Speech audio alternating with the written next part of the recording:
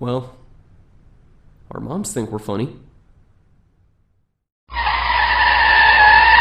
Hello. We wanted to let you know that we recorded this episode in the car during a road trip. The audio is not as good as we would like, but it was too funny not to post. We hope.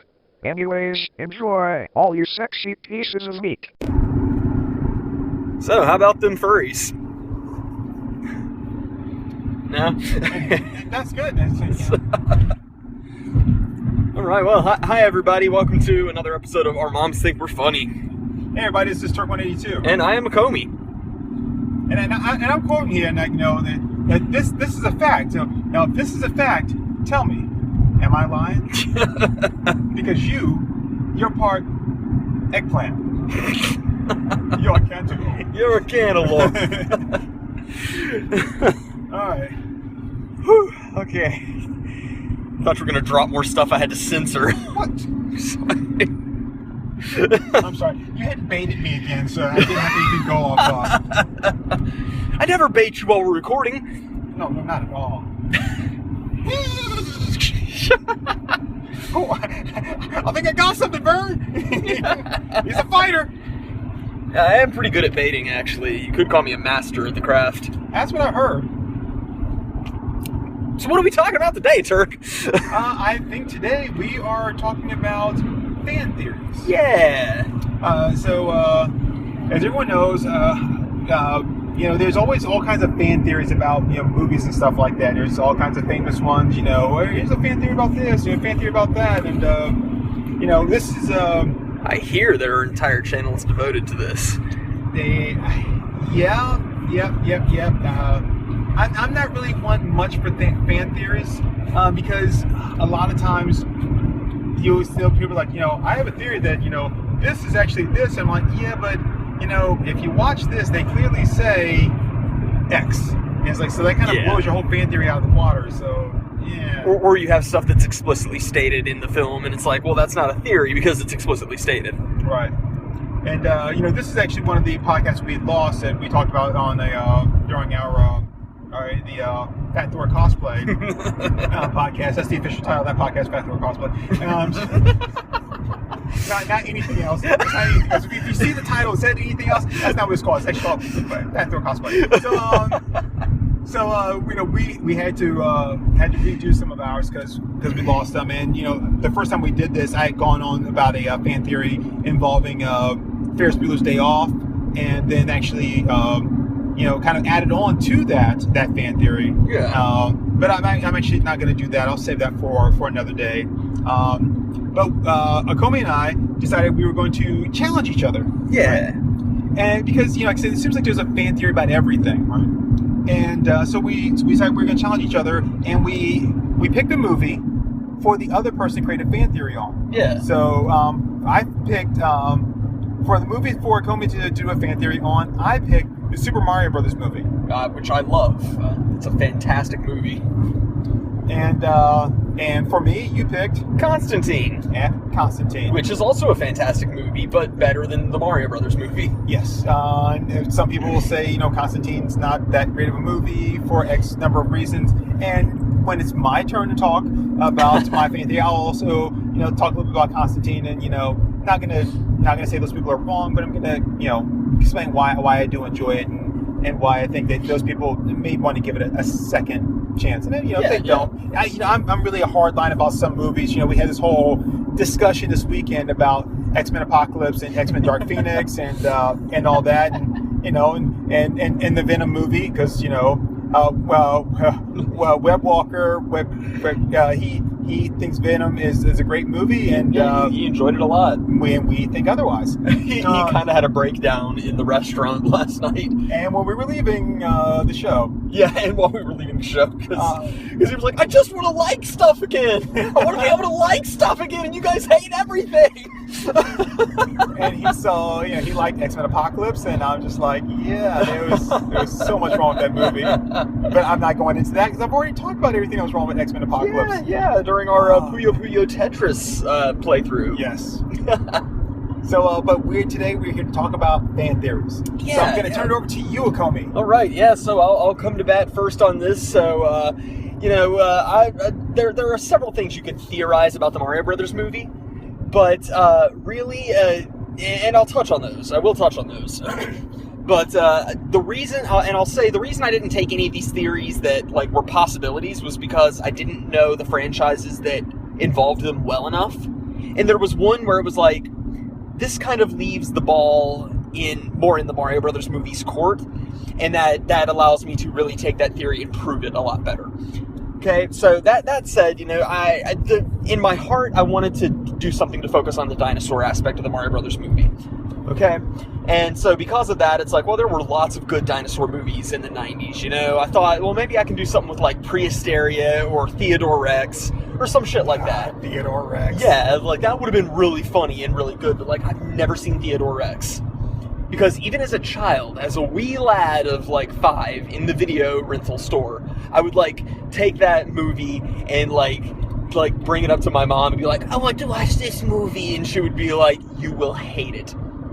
We're not going to spend money renting this because I know that you're going to hate it. So it's like, thanks, Mom. you spared me. Or did she? And then she would let me rent the Mario Brothers movie. So. What about was it Debbie and the Dinosaur? The one with Denise Richards where her boyfriend becomes a dinosaur? Shit, I've never heard of that, dude. Oh, okay. Wow. But yeah, no, we did. Oh yeah. Sorry, go ahead. But yeah, no, we did rent Prehysteria, and that was a pretty shit movie. Yeah, so like I wanted to do something to like kind of tie all that together, because it could have been like, oh, what if the dimensional shift in the Mario Brothers movie like brought those dinosaur eggs over? And it's like, okay, well, there's the theory. I can't really take that and run with it, Right. And then one thing I brought up on the previous recording we had of this is that the set of Dino Hatton, which is King Koopa City in the Mario Brothers film, is the exact same warehouse in North Carolina as the Shredder's warehouse in the Ninja Turtles film. And it's also the same warehouse that they used for the nightclub in The Crow. So it's like, I thought about... Which I chastise you for having had seen. Which I still have not seen. So, but... I will see The Crow very soon, because it's coming up a lot in a lot of our creative endeavors. But it's like, okay, well, again, all you say is, what if the dimensional shift made all those things interconnected? And it's like, okay, well, there's that. I can't really do much with that. So I was like, well, for my theory, I want something that I can actually focus on and really prove. And so I decided to focus on the one plot point that was not answered in the writing of the Mario Brothers film. Pretty much everything is covered very nicely. Like, what happens to Mario and Luigi? They answer that. What happens to King Koopa? It answers that. What happens to Daisy? Answered. What happens to Iggy and Spike? It's answered. It's all covered. And it's all some really cool stuff. But there's one character in this film that they just kind of... they show a big, important, life-changing event for him, and they leave it alone, right? And that character is the rival contractor for Mario Brothers Family Plumbing, and that is Anthony Scapelli. And he's this big-time contractor who always takes all the plumbing contracts from them, and he's got like the resources and stuff to handle the really big jobs, and he always beats them to the jobs, and they hate this guy, right? And he's also sort of like a B-story protagonist in a way, in that, so you haven't seen the movie. We're going to have to do a Let's Watch of that. No, I'm good. No, we have to. We really have to. You're paying me back for America 3000, aren't you? Yes. No. Because we've already determined that America 3000 is not the worst movie we've ever seen. It's really not. Hurricane Heist is literally the worst film I've ever seen outside of Christian cinema. Oh, that's right. It's even worse than Anaconda. I think you put American 3000 even above. No, you put it above Congo. Yeah. You put American 3000 above Congo and Hurricane Heist. Fuck Congo, man.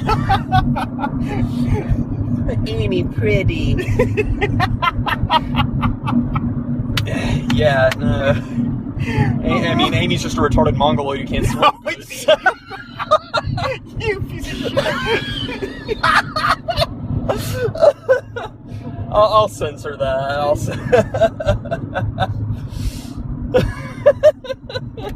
Anyway, but no.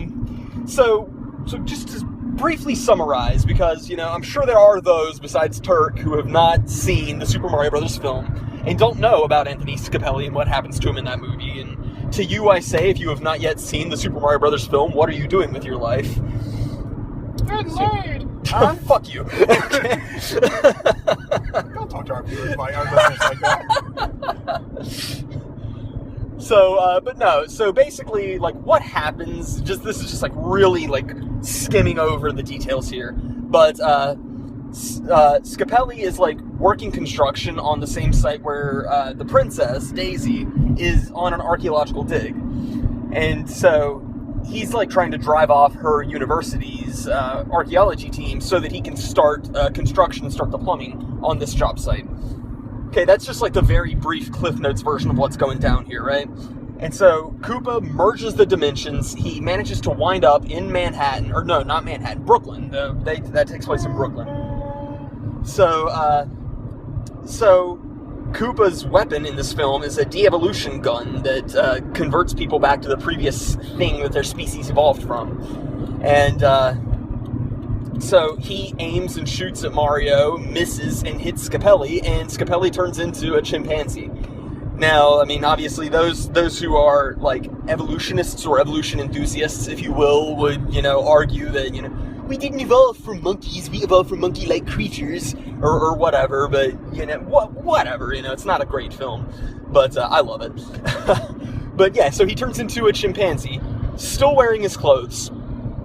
So it's a little chimpanzee in a full suit, and all the crowd who sees this happening, they just start pointing and laughing. Because, that's the thing to do when you see somebody get turned into a chimp, is to point and laugh. You wouldn't run and hide. Right. Kind of like all those people in Captain Marvel when she like punches the old lady on the train, yeah. and then the old woman gets up and does like a flip and a kick, a side kick, and then like she slams her head into the pole, and it bends the pole, but then the attacker going like, "Get off the old lady!" I'm like, "That's not the fucking old lady! You see that shit? How many old ladies that can do like Cirque du Soleil shit? Right? You know what I mean? Like really? So yeah, it's like So, but laugh. These are New Yorkers, so it's like they have nothing to live for. So it's like, oh, look at the monkey. So, but yeah, so while every other character has a conclusion to their story, and like Mario and Luigi go back to living their lives, but they're viewed as heroes, and they eventually go back to the Mushroom Kingdom to help Daisy. And, Daisy takes on her role as Princess of the Mushroom Kingdom. And Iggy and Spike start pitching the story of their lives to Nintendo to be made into a video game of the Super Koopa cousins. But what happens to Scapelli? And nobody answers that.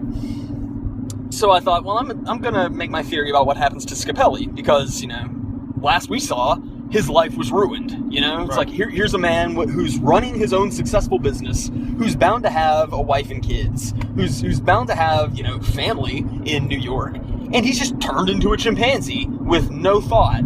And, no attention paid to what happened to him. So I started thinking, what movie came out around this time period that featured a chimpanzee wearing clothes? Because when last we see Scapelli, he's wearing a suit.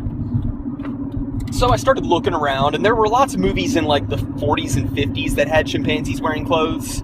Stuff like The Barefoot Executive and things like that. Right. And it's like, well, Here comes Mr. Chips. Yeah, Mr. Chips.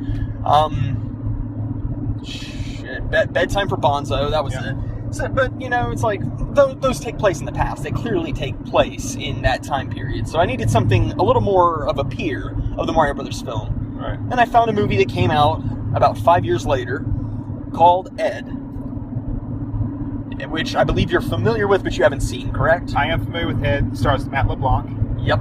During the height of the Friends craze, right? During the height of the Friends craze, when everyone was trying to get their own movies, and I think out of those, probably, I'm not sure if I would say Courtney Cox. Well, yeah, Courtney Cox probably the most successful because she did the Ace Ventura, and then of course she was in the Scream movies. Yeah. And then you also had Matt LeBlanc, Matthew Perry. Oh. He did the whole 9 yards with Bruce Willis, which was pretty successful. And then, of course, he had that movie with Selma Hayek, which sucked, but at least he got to kiss Selma Hayek. So, I mean, yeah, you can't really complain about that. Yeah. But no, for those who have not seen Ed, it sucks, okay? I would venture to say that I hate it more than Hurricane Heist. Oh my goodness. Because, you know, well, we've had this conversation before. The worst thing a movie can be is boring, right? Yeah. And Hurricane Heist was not boring. It was entertaining all throughout. It was just bad. It was bad. It was awful. It was a horrible, horrible movie. But at no point... That's really, really bad. When the monsters in the bush got the lady by the tush. But no, I mean, like, there was no point during Hurricane Heist where we were like, this is boring. You know, we were cracking jokes the whole way through. You know, we're saying that was bullshit, but we were Right. bored. Now, we were bored during part of Venom. Yes, Venom was so fucking boring. But, hey, Web Walker. But, Stop! Stop! He's already dead! But no, I mean, that movie, it's pitched as a comedy. They'll tell you it's a comedy. For an hour and a half, I played this movie while I was working on art projects, and not once did I crack a smile. I didn't laugh. I didn't enjoy myself. It's so goddamn boring. Fuck Ed, okay? But it matches up with my theory. Because Ed features a chimpanzee who, all throughout the movie, wears clothes. He behaves and functions and thinks like a human. So, just to go into a little bit of detail, because I subjected myself to this movie, there's proof that Ed couldn't possibly be a typical film chimpanzee, alright? Okay. For starters, at the end of the broadcast day when he's watching television, he puts his hand over his heart and hums along the national anthem. Okay. Okay, so your typical chimpanzee isn't going to know music or know how to sing. Are you going to explain what the end of a broadcast day is? Well, I feel like most of our viewers would probably be within our age range and know that. But for those who don't know, back in the day of like before the day and age of 24-hour television, at the end of a broadcast day, it was around like what, 2, 3 o'clock in the morning? No, like that, depending on the station. Midnight. It might be midnight. Yeah. And latest probably be 1 o'clock if they didn't show like a late midnight movie. Right, okay. And so at the end of like a broadcast day, and that was usually around that time, they would say, that concludes our broadcast. And then they would play the national anthem with a waving video of the American flag. And then it would just convert over to test patterns, which you've probably seen, even if you don't know what it's called. You've probably seen those. It's just like those multicolored bars that go across the TV screen. Or they have like Indian head with like static behind it kind of thing. And so then there's nothing to watch until the next morning. Yeah. So Ed sings the national anthem. At one point he drops something and goes "ow" in like little monkey talk. So it's like, so he's obviously capable of vocalizing even if he can't form words, right? Right. And he can communicate English idioms, I guess is the term I'm fishing for here, even though he cannot properly vocalize words. So he has to know how to communicate as a human, even if he's not physically capable of doing so. Right. He is able to be sarcastic and make jokes. At the beginning of the movie, he locks the door and locks the baseball guy out of his car. And he laughs about this. And now, let me ask you a question here. Okay. Now, when we saw Congo, right? Yeah. Amy was taught sign language by her handler. Yeah. Right? Is there someone that has taught Ed any of this stuff? Does he have a handler that you're aware of? No. He's just the mascot of the team. So he just kind of came out of nowhere and became the mascot of the team. Pretty much, yeah. Okay. Which begs the question of, where did Ed come from? Right. Where did he go? Where did he come from, Cotton Eye Joe? Oh my goodness. Yeah. The sheer anger in your voice makes that worth it. But yeah, so like, I mean, here's just this chimp who pretty much comes out of nowhere. And he comes out of nowhere knowing how to play baseball. He knows the rules. He's capable of pitching. He's capable of playing certain positions. They use him as a third baseman, I think. Either a third baseman or a shortstop. It's I kind of blocked a lot of that movie out. He's able to clean the house. They use him as a babysitter in one scene because the mother of this child obviously does not care for her. Is the mother's name Mrs. Voorhees? Because if so, I'm seeing a pattern here. Okay, Ed, we're gonna go on a date. Just don't let her go swimming. No, that was you. That was so It you. was not. That was. It was. You filthy liar! Shut your vulgar mouth. I did not. But no. So like, Ed and the girl like make this horrible mess, and then they clean it up. And it's like, okay, a chimpanzee capable of cleaning a mess to the point where the parents don't know that there was a mess in the house. He like cleans the house good as new. So, I mean, and it's just stuff like that all throughout. Like, there's some kind of a joke about him signing autographs, which I think he's just using a handprint. But like, he obviously understands so many of these human traits. And for those who are not aware or have not had the delight of seeing this horrible schlock movie, it's a guy in a chimpanzee costume. What? Yeah, it's not an actual chimpanzee. Not even CGI. No, dude, this was like '96. No, like animatronics. Yeah, it's a bad movie, man. Okay. It's a bad movie.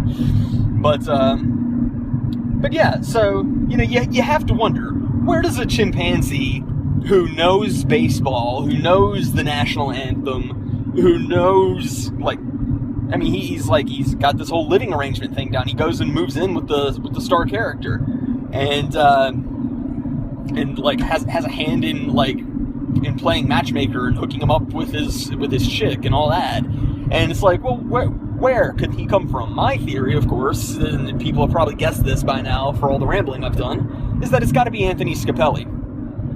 Because here you have a chimpanzee who functions as a human, thinks like a human, he drives. I forgot to bring that up. That would have been important to bring up. He drives. I mean, how many chimpanzees know how to drive? And he's not good at it, but he's also in a monkey body, so, Yeah, all Amy could do was drink martinis and smoke cigars. And she could, like... And she was a gorilla, not even right, a chimpanzee. yeah. So, technically speaking, she was smarter than most of the monkeys. Now, I'm not trying to put other monkeys down, so don't think that I'm like they're like and they're like, they're beating on big, like black obelisk. And no, I'm just saying, Yeah, go. Okay, go ahead. Sorry. Yeah, no, that's fine. But it's like, what no other monkey does this, You don't see this level of behavior and intelligence in like Dunstan Checks In. And that's probably one of the smarter film apes, if you will. Yeah. You don't see it in Monkey Trouble, which was a shit movie. That movie, Buddy, with Rene Russo, based off a true story about a woman that had a pet gorilla or whatever. Oh, dude, I forgot about that. Again, we're talking, that's gorilla, not chimp, right? I'm going to put my fingers in your mouth. Now bite down. You see, he's not harming me. Dude, I forgot all about that movie. Oh, the orangutan and Any Which Way But Loose and Any Which Way You Can. Oh, yeah, I never watched that, but I'm familiar with it. Yeah, Clyde. So yeah, but so like, I mean, he's operating levels above all these guys, and these are considered smart animals. Don't forget Suzanne.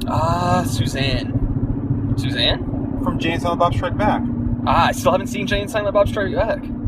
Oh, she's at the end of Mallrats. I still haven't seen Mallrats. I haven't seen anything from the Askew-universe except for Chasing Amy. We've had this conversation. You just always block it because it's traumatizing all to the you. stuff that you guys... Just remember, it's a safe assumption I haven't watched it. Yeah, okay, skipping the witches. Move on.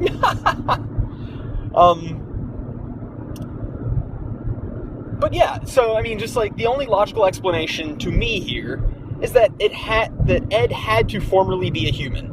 Now, obviously, they're not going to call him Anthony Scapelli because he's not capable of vocalizing in English. He's turned fully into a chimpanzee. But he's always wearing clothes. He knows the rules of baseball. He knows how to drive. I mean, these are all things that a man from New York would know how to do. He's potty trained too, isn't he? He's potty trained, yeah. He's capable of understanding humor. He's capable of understanding telling lies.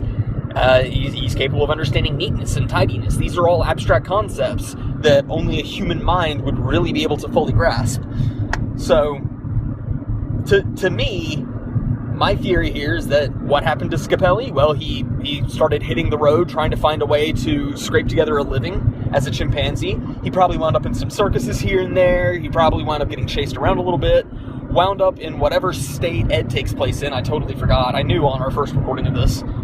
And came across a baseball team. And just, he fixated on the baseball and knew how to play baseball, as every New Yorker on the planet does. It's a completely fair statement. And yeah, he went on to live a happy life playing baseball as Ed. That's a solid theory. Yeah, that makes sense to me. Sure. I mean, it makes more sense that Ed is Anthony Scapelli than here's this monkey that comes out of nowhere that can do all this stuff. Yeah. Who just happens to be like this superhuman, basically. Right. So yeah, so that is my theory. It was a very long walk for a short drink. It took me about 20 minutes to go down all that just to say Scapelli is Ed. But no, you had to explain everything that he does that is different than what a normal ape, chimpanzee, that can do, right? And then what you've ever seen him do, and all the things that say that this is, but would be attributed to a human, right? Yeah, and I did all this without explaining the plot of either of these films. I would highly recommend watching the Super Mario Brothers film. It's not a good movie, but it's entertaining, and it does have Dennis Hopper in it. It does, and he is brilliant in it. He's great, and John Leguizamo and Bob Hoskins. Bob Hoskins were drunk the entire time. That's documented. Bob Hoskins called it the greatest mistake of his career and said it was a fucking nightmare. That's a direct quote. And the two of them, because they hated it so much and the dialogue and everything else, in between takes they would go and they would just get plastered. And even the creator of Mario, Shigeru Miyamoto, said it would have been a great film if it weren't about Mario. So, there you go. I definitely give it a watch. I will never wish Ed on anybody. Don't watch Ed. It's a horrible, horrible movie. It's so boring. It's not so bad it's good. It's just fucking boring. So just read the Wikipedia article on that. But yeah. That was written by Acomi. This movie sucks. This movie can suck my dong. By the way, Ed is Anthony Scapelli. Oh, okay. That's a good one. That's a good one. Thank you. So I have to say that mine I don't think is as well research and as thought through as yours is. And for something that I just threw at you, that like I said, we had some lead time, said about a week. Think about this, right? And let's go ahead and come up with something. I think that you did a fantastic job. Well, thank you. And I think yours holds up. It can be put out there as a genuine fan theory. You fucking listening, Reddit? So, my turn? Yeah. Okay. Take it, Turk. Alright, so the movie that was chosen for me is Constantine. So before I get into John Constantine, or the Constantine the movie, starring Keanu Reeves, let's go ahead and let's kind of break it down. Yeah. So, Constantine, or John Constantine, is based off of the DC Detective Comics character, John Constantine, in the comic book Hellblazer, created by, I believe, Alan Moore. Really? I thought it was Alan Moore because it was during the Swamp Thing. He first appeared in Swamp Thing. Was it Swamp Thing number 17 or something like that? Wow, I did not know that. I could be wrong on who it was, because I think he was still doing him during that time, writing the book during that time. But yeah, and then of course he ended up getting his own title, Hellblazer, and that sort of thing. He's a British paranormal just sorcerer, or magic user. He's kind of selfish, kind of a dick, smokes a lot, and all that. And when they turned it into a movie, they turned it down a lot. One, they cast an American, Keanu Reeves, in the role of Constantine, who was better than every Brit on the planet anyway. So who's keeping score. Yeah. So and the TV series, they kind of were a little bit truer in the TV series that came out that unfortunately didn't last. They cast, I think it was Matt Smith, who is actually, a British guy, in the role of Constantine, and was a little bit closer and truer. Again, that was a TV series, so they didn't kind of go as deep into the character and kind of his behavior. But a lot of people, really liked his role and liked what he did. Unfortunately, the show didn't kind of get the views that I think they would have liked. But he continued to play the character now on Legends of Tomorrow, and he did the voice for Constantine on the Justice League Dark cartoon and the Constantine Hell to Pay, I think, movie, which is actually really good. I haven't seen Justice League Dark, but I did watch Did I watch Justice League? I think I did. But anyway, the Constantine cartoon, I think it's called Hell to Pay. I watched it. It was actually pretty good. The ending was pretty solid, Nice. But anyway, so Constantine, the movie with Keanu Reeves, they make it an American. They put it instead of it being taking place in London, it takes place in Los Angeles. Doesn't have quite the edge of the comic books, but overall, it's a pretty solid movie in my opinion. There's a lot of bits of it I like. They do borrow a lot of elements from the comic book, and I think if it wasn't called Constantine, and I know we say this about a lot of stuff, right? I say this about the Mario Brothers movie, right? Just kind of like to me when we talked about Logan, right? And I'm like, people say it's the best Wolverine movie ever, and I'm like, it's not, because it's not really a Wolverine movie. Right. It's just a movie starring Wolverine, but it's not a Wolverine movie. A Wolverine movie, has these I'm sorry, it's not an X-Men movie. It doesn't follow or to have anything to do with the X-Men at all. It's really just about a guy, trying to get from point A to point B that just happens to be Wolverine. Yeah. But that's really it. Yeah, it's got some mutant stuff in it or whatever, but really it's not an X-Men movie. It's not really a Wolverine movie either, because it doesn't really kind of follow that pattern. It's really just about a guy that happens to be Wolverine trying to get from point A to point B and all the stuff that happens in between. Yeah. So Constantine's if they hadn't called it Constantine, I think people would look at it differently. Maybe say it's a pretty good movie. And if you can kind of take that aside, be yeah, they're missing all these elements here, and that's hard to do. I can't do it. For a lot of movies, I just can't. I can't separate like that and be I guess if you do that, because But I was saying, if that were the case, right, then yeah, it's not bad, and it does. Like I said, it does have a lot of really good pieces in it. I love the movie. I think it's fantastic. I do too. There's some really good lines in it. There's one where he's talking to the detective, played by Rachel Weisz, who I really like. Mm-hmm. And should I bring up the interesting fact about Rachel Weisz that I did last time? Sure. Okay. So, and I don't know if I even showed that to you or if you looked it up anyway, but I did not. So there's and I don't think she's actually in the business anymore. But there is a porn star by the name of Belladonna who looks exactly like Rachel Weisz, right? Exactly like, same eyes, same face, and everything. Down to they both have a gap between their teeth, and she looks identical to Rachel Weisz. You put a lot of study into this. Well, I'm sorry. When I don't do. There's actresses and people I like. I don't do the whole crushes thing. I don't believe in that, right? But I do. But the first time I saw it in the first Mummy movie, when I saw her, of course, everyone has a scene where she's at the marketplace or whatever, and I was like, oh my goodness, she's just absolutely adorable. And she's a really good actress too. Oh yeah, I agree. Yeah. So,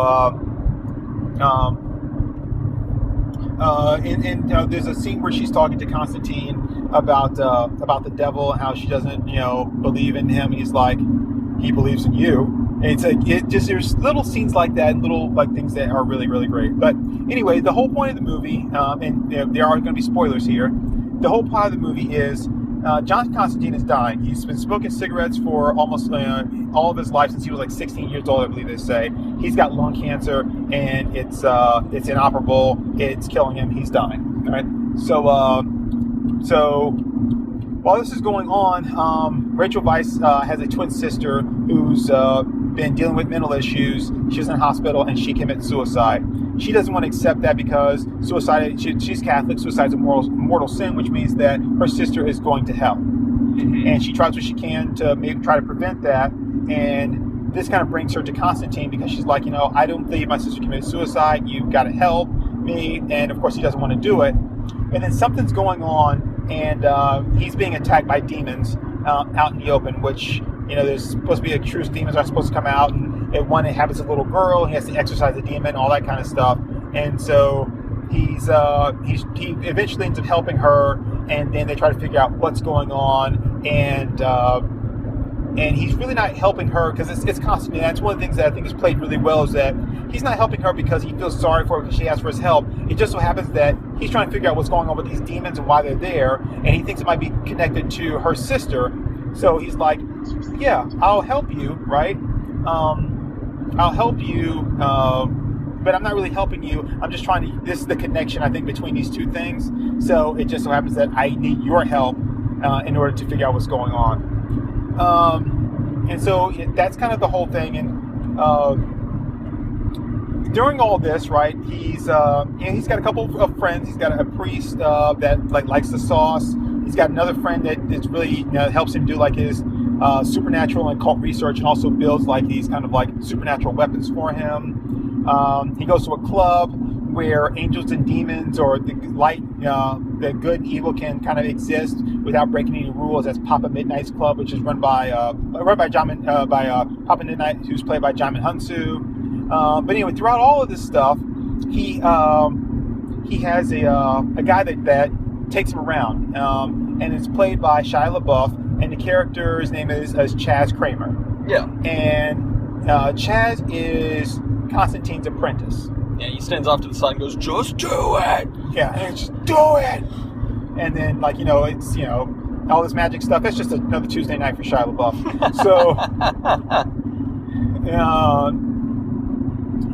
So, so he's like, during the thing, he's like, hey, Constantine, when you gonna like show me how to, teach me how to do this magic stuff, right? And, I'm supposed to be your apprentice, right? When are you gonna teach me how to do this stuff?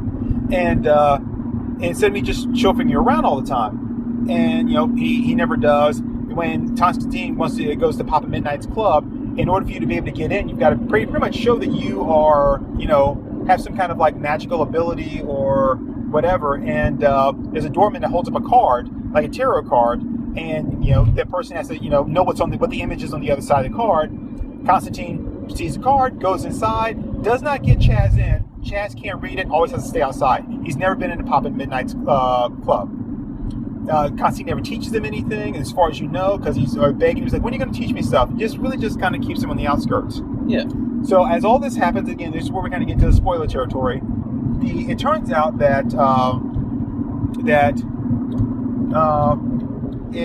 according to some other book of the Bible that was never published, that there's after Satan fights and there's the peace on earth and Revelations, that the devil's son will come and try to take hold or whatever of the earth. Anyway, well, the devil's son is tired of waiting, right? He's tired of waiting for Revelation, so he's going to go and take the earth early, and that's what all this is about. Someone finds the spear of Longinus, with the spear that was used to stab Jesus in the side when he was on the cross. Someone finds that, and that's what they can use in order for Satan's son to be brought into the physical realm and out of hell, and he can do all this stuff.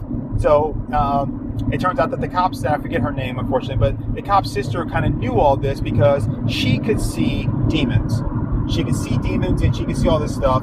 And the cop, Rachel Weisz's character, actually could see them too because they were twins. But as they were telling their parents this, and the parents were like, "What's wrong with you? Stop making stuff up." She stopped pretending. She stopped telling everyone she could see, pretended like she couldn't. The sister couldn't and wouldn't stop telling people. And Rachel Weisz felt bad because when she would say, "Hey, you see the stuff too," she would lie and say she didn't. The sister then, went through all kinds of therapy and this and that, was in and out of the hospital because everyone kept calling her crazy. Yeah. And so, Rachel Weisz feels guilty, which ultimately led to her dying. But what happened was she kind of found out about the plan, and the only way that she could find a way to stop it was to basically do something that was going to bring attention to the situation. So she committed suicide, knowing that was going to damn her to hell. So that kind of brings everything around, and also you also find out that Constantine, right, when he's talking to her, he's like, your sister wasn't the only one that had this. You and your sister were the only people that had this problem. He's like, when I was a kid, I could see these things too. And she says, she's like, so you tried to commit suicide? He goes, I didn't try. I did. I was dead for 15 minutes, and I came back. He goes, I did die. And even though I was brought back, I did die. I committed suicide, and it's a mortal sin. No matter what happens, I'm going to hell. And I'm dying of cancer, right? And when I die, there's nothing for me to do. I'm going to hell. He's been trying to do good deeds to kind of redeem himself. He goes and talks to this half-breed angel, Gabriel, played by Tilda Swinton, in a fabulous role. Oh my God, such a good role. Just gotta stop right here and I just gotta. My goodness, Tilda Swinton, and she's so good in that. I mean, she's good in everything, but she's so good in that, and she looks so nice when you first see her in the suit and stuff, and she's got that androgynous look, very kind of David Bowie-esque, but a little bit sexier. So sexy. And then in the end, she's got this outfit on that she wears at the end, which is just, oh my God, stop the press. Who was that? Damn, girl. I know people are going like, what? Just like, dude, you don't have to like her, and I'm glad you don't like her. That just means that there's more Tilda Swinton for me. There's no competition there, right? So if something were to happen, and she'd be like, well, I get to choose between, there's no one else to choose from. It's just me, right? So hey now. You're an all-star. Get your game on. Go. Sorry, what were we doing? So she fuels my engine so much. There's other girls that that really kind of get my motor running, head out on the highway looking for adventure. But Tilda Swinton, she's up there, man. So anyway, and she looks so good. And just it's the outfit and demeanor and stuff, and just So anyway. So, she tells him, she's like, look, John, there's nothing for you to do. You can do all the good deeds in the world, but nothing's going to save you because she's like, you took a life. Just so happened to be your own, but you took a life, and this is what's going to happen to you. So, during all this, they, you get to basically to the end, and Constantine has to fight to try to stop Satan's son from coming through, and the only way he can stop it is he doesn't have the power. So the only way he can stop it is Satan has to do it. Satan has to stop his son, and in order to do that, he has to summon him, and he does it the only way he really knows how, especially in a situation like he's in, which is he slits his wrist, because they said earlier that because he has done so much damage trying to redeem himself, trying to save his soul, he sent so many demons back to hell, he's curtailed so many of Lucifer's plans, right, that he is the one soul that Lucifer himself would come to earth to collect. Yeah. And the only way he can get him to show up there so he can stop his son is he slits his wrist, and as he's dying, Lucifer shows up there, and he's so happy to get Constantine's soul. And then Constantine says, oh, by the way, your son is over there, and he's trying to cross over into the mortal world, right? Because he wants to usurp you. In which Lucifer stops all that, and he's like, okay, now that's done, right? Let's go. Time for you to go to hell. And I've got so many. He just turns into full on like Pinhead. He goes, I've got such wonderful things to show you, and he's like, and Constantine asks for a favor, and he's like, what? You want me to, cure you of your cancer, whatever? And he's like, no, let the girl's sister go. Yeah. Let her go. And it's like, she's innocent. She was the one that was actually trying to alert everyone as to what was going on. I wouldn't know. You wouldn't have been able to stop it if it hadn't been for her. Let her go to heaven. And Satan, played by Peter Stormare, in a very deliciously just vile, he's just dripping with bile and ooze and disgust. Yeah. So well done. So perfect. Yeah. He just does it. He's just like, okay, she can go to heaven. And then he goes to, and this is actually, it's a little change from the comic books. In the comic book, if I remember exactly, Constantine actually tricks 3 demons. He tricks, I think of them into drinking holy water, and then he tricks the other 3, so that basically when he died, right, each one had a claim on his soul, and that they would be fighting to see which one got him, which would create this big war in hell and stuff. And but because Constantine does a selfish act, instead of trying to do something for himself, he says, let the girl go, let her go to heaven. Yeah. It redeemed him. And so when the devil tries to take him to hell, he can't drag his soul to hell, and he starts going up to heaven, in which, as he's going up to heaven, he flips the devil off, Yeah. And the devil's like, oh, no. Such a good scene. Yeah, you are not getting away from me. I'm not. After he's like, you are owed to me. After everything you've done, you're owed to me. And he's like, so the only way I can stop you from going to heaven is I'm going to cure you of your cancer. And he just reaches his hands inside, just starts ripping out hands of oozy black gunk of cancer. He's like, I'm not gonna make it easy on you. He's just ripping it out, and he's like, I'm gonna heal you, right? I'm gonna let you live because I know you're gonna do something, and you're gonna end up back in my clutches. And there's nothing that's gonna be able to save you that time. So that's kind of the whole thing. So Constantine lives. He gives up smoking and all that. And even in the very end, he still is not the good guy. He talks to the cop, and he has this moment where she's like, oh, okay. He's kind of turned over a new leaf. He's like, nope. He's still very selfish. Yeah. But throughout all this, when they go to enact their master plan, right, he takes Chaz with him at the behest of Papa Midnight. So what happens is, when Constantine's had enough with everything that's going on, he kind of figures out what's up. He's had enough, and he's like, I need help from you, Papa Midnight. And there's some beautiful scenes in there where he has to perform like certain things to like rituals or things in order to be able to see into the other side or cross into the other side and that sort of stuff. And it's fantastic. But he goes to see Papa Midnight, and when he goes, he's angry. He goes to the doorman, and the guy holds up the card. He guesses right, but the doorman says nope and won't let him in. He punches him, knocks him out, and goes in anyway. And Chaz follows him. That's the only way Chaz gets into the club. Yeah. He sees Papa Midnight. He just starts fanboying, and Constantine lays out the whole plan because Papa Midnight's angry, right? He's like, you're breaking the rules of my club here. And he's like, everybody's breaking the rules. This is what's going on. You're too blind to see. You're the one playing by the rules. Now help me, to help everybody here. And so once he helps him, Papa Midnight says, take the boy. It'd be good for you, John. And he gives him a little bit of a blessing. John does take him to help him with the plan. The only thing that Chaz does is he plants holy water in the sprinkler system because they have to go into this hospital. He plants holy water into the sprinkler system because demons have corrupted all these different bodies, and they're all they're protecting to keep people from getting in, primarily Constantine. Yeah. And then when Constantine sets off the sprinklers with his lighter, it rains down holy water, which then starts to burn away the demons, and of course he starts delivering justice with this holy, kind of street sweeper kind of gun. It's such a cool gun. Right. Oh, it's really nice. I love it so much. I told you, and the one before I told you, they actually made a prop replica of that gun. Yeah, isn't it like $600 or something? Yeah, it is now, it's if ridiculous. You want to look it up. And they also made a statue of the scene from the movie where he has to go into hell, and he ends up getting the hospital wristband from her sister's wrist that's floating in hell, and he snags that, and there's demons coming out. Hell looks like a post-apocalyptic Mad Max kind of thing, only with demons. Yeah. And you know what statue I would like to see them make? What? When Satan's ripping the cancer out of his body. Oh, that would be good. That would make a nice If they had statue. one of him trying to drag him where the tiles on the floor just kind of start to buckle and wave up. Oh, yeah. And just him trying to drag Constantine, and then that would be beautiful. That would be great.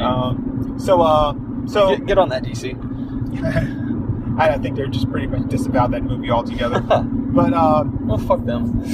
But anyway, so in the process of all this, the bad guy in it, the one that was helping Satan's son, Lucifer's son, same person, kills Chaz Kramer, grabs him, slams him up against the ceiling and the floor, and Chaz dies. Yeah. At the end of the movie, Constantine goes to the cemetery. He goes to Chaz's headstone and just kind of like, not really. I'm sorry, but he's just like, hey, and he lays his lighter on the headstone because he doesn't smoke anymore. He's been cured of his cancer. He's learned his lesson. He sets his lighter on the headstone and goes to walk away. And when he does, there is this angel of Chaz appears on top of the headstone and then looks at him and then flies up. So Chaz died, and he becomes an angel, and that's it. So now that I've kind of laid down the whole plot, because it's really important to kind of go through all this, my theory is that Constantine, right, was a very bad man and only associates with bad people. Right. He's got the occult guy that makes his weapons for him, does all the research and things like that, who lives under the bowling alley, Yep. right? Where like the pin resets and all that kind of stuff is. This is the guy that knows the dark ways, right? And you don't learn the dark ways of magic and all this kind of stuff without getting your feet, like, your hands dirty in, like, magic and occult and all that kind of stuff. Yeah. So he's not a clean guy. The priest that likes the sauce, right? He's not really a clean guy either. Because again, he's a bit glutton with the alcohol. Yep. And and he's got his demons that he's fighting, and he by accident, because he's kind of tricked by a demon, he ends up drinking himself to death. Because when he finds out what's going on, the first thing he does is he runs to a liquor store or a convenience store and starts just trying to drown his sorrows. He's just turning bottles up, and unfortunately, every time he turns a bottle up, it's empty, but it's not actually empty, and he's been drinking himself to death. He just doesn't know it, and that's it. It's a great scene. It is. So Constantine doesn't have any good friends. And even Papa Midnight, is a guy that walks both ways. And even Constantine even talks about how it's like, when I found you, you were this like voodoo priestess that was being hunted by people and blah blah blah blah, and I saved your ass. So he doesn't have good people. He doesn't have nice people in his life. That's not the kind of guy he is. Right. But here he's got Chaz. Chaz supposed to be his apprentice, but he doesn't teach him anything. He never takes him in. He won't even take him into Papa Midnight's club. Right? The only way he gets in is when he knocks out the doorman and Chaz follows him in. Right. When Papa Midnight tells him to take him and gives him a blessing, he does take him, but the only thing he has to do is just connect holy water to the sprinkler system. So my theory is that maybe not for this particular job, but Constantine was keeping him because he was a pure soul, as we see by him becoming an angel at the end, right? He was a pure soul, and Constantine needed a pure soul for something. He didn't know what it was going to be. He knew he was dying of cancer, right? He didn't know, he knew the end was coming. I think he said he had like a couple months left. He was holding on to Chaz as like a golden ticket for something. Yeah. A golden ticket to save his soul, right? And that's why he wouldn't do anything with him. He had no other clean souls that he knew, right? But he had Chaz. And he was purposely keeping him clean, not involving him in anything, and while promising that he would, because he had plans for him later. And it just so happened that Chaz, gets killed during this job, right? Trying to help God, trying to stop Satan or Satan's son, trying to stop the end of the world, and gets killed. And then of course he becomes an angel. And I think that him becoming an angel, as opposed to just maybe going to heaven, is because he was doing this mission. Okay? Yeah. But Constantine had a plan. He had a plan for him, and it may have been that knowing that going into that job was probably going to be the end of Chaz. There was no way you were going to get out. There was like like 50 or so demons waiting for them, right? And then he knew, because even when they reveal who the main bad guy is, who's been helping like Lucifer's son, right? He knows. He says, "Show yourself," and he actually does that, which I really like that scene where he's got these symbols like tattooed on his arms. Yeah. And he brings both of his arms together, and we puts his forearms together. It completes the symbol, right? Yeah. And that's what makes the bad guy reveal themselves. But he has to like kind of force. It's almost like shutting doors. He has to kind of force this thing, and he's trying to push his arms back apart and force them to reveal. But he knows who it is, so he knew going into it that Chaz had no chance of coming out. Yeah. And I think either he was going to use him, knowing that he would be able to go, that he was going to go to heaven, right? Because he was clean, to either rescue the girl's soul or to maybe even rescue his own. Yeah. But the whole time he's playing loose with this kid's soul. Yeah. And because he was trying to redeem himself. I mean, makes sense to me. And like I say, even in the end, after all is said and done, he's not like, oh yeah, I've learned to err in my ways and I'm going to be a better person. Nope. He's still the same selfish SOB that he was before. But this time he's cost several people's lives. His creepy occult researcher, the priest, all of his allies. Yeah. All of his allies except die. Except for Papa Midnight. Yeah, who's not technically an ally. Right. But yeah, all of them die. So yeah, I mean, I'd say that theory holds water, because they show that there are a lot of rules to the spiritual world, right? and they show that there are things such as like soul exchanges and things like that. So I think that's perfectly plausible that he's just got this dumb innocent kid who makes a perfect bargaining chip. And to be fair, at that time, we didn't really know about Shia LaBeouf, so he still was a dumb innocent kid. Right. Oh, Shia LaBeouf. You know, Shia LaBeouf is just French for "Where's the beef?" Say again now? I said Shia LaBeouf is just French for "Where's the beef?" Oh, yeah. Yeah, you know, it's, but, you know, he's not famous anymore anyway. Really? Yeah. He went around that time, you know, for a while, going to appearances. Oh, yeah, I forgot about that. Dressed as Peter Parker, Spider-Man from that issue of Fantastic Four. It was issue of Spider-Man where he lost his clothes. It was actually because of the symbiote.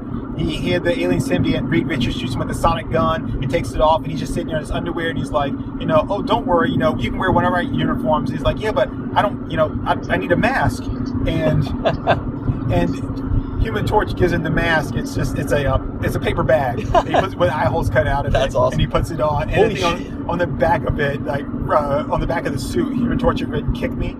So it's Spider-Man wearing an old school Fantastic Four uniform. It says "Kick Me" on the back, wearing a paper bag over his head. Holy shit! I saw somebody cosplaying that. Yeah. And I didn't realize that's what it was. That's amazing. Yeah. and Shia LaBeouf, you know, stole that costume idea to apologize for stealing somebody else's idea.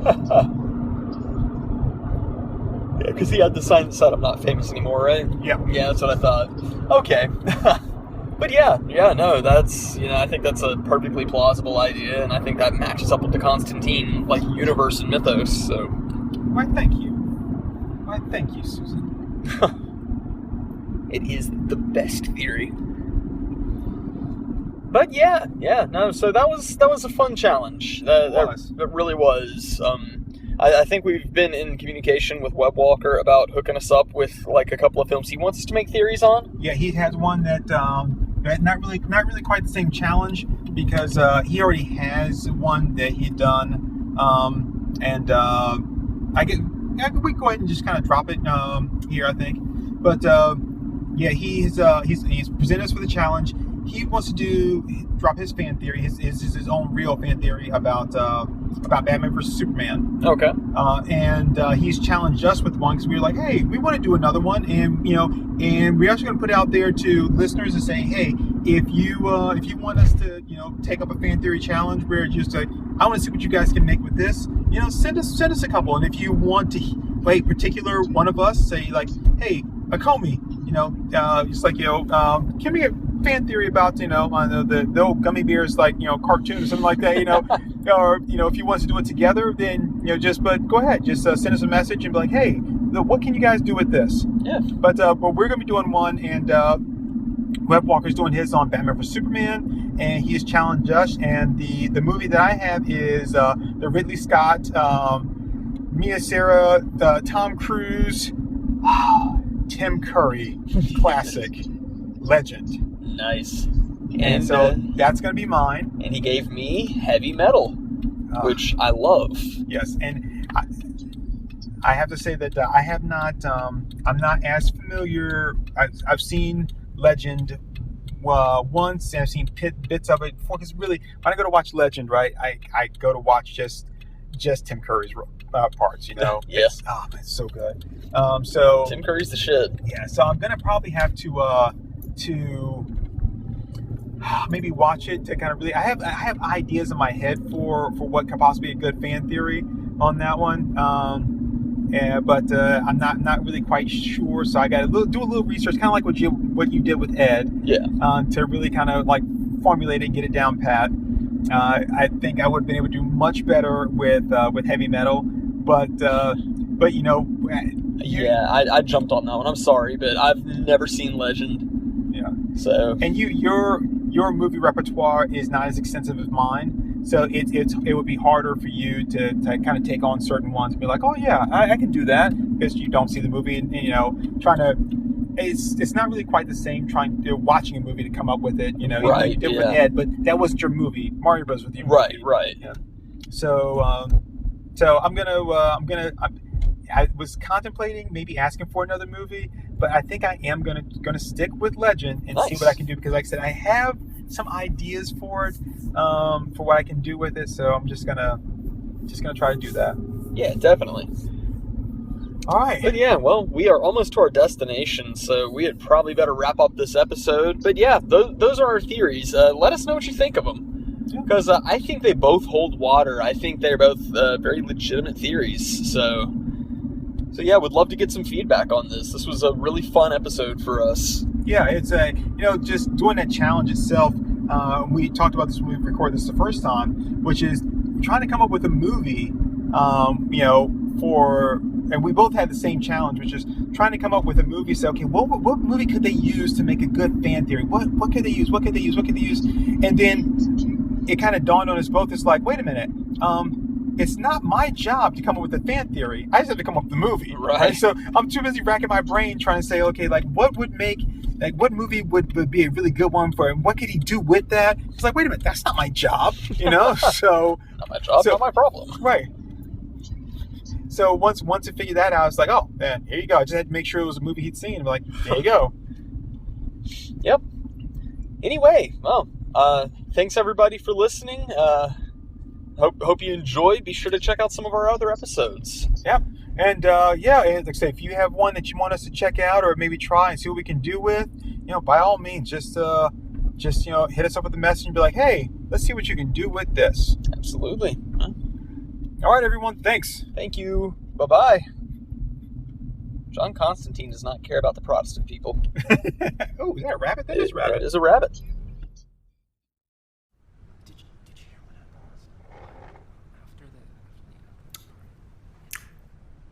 All right there, folks. That was Our Moms Think We're Funny.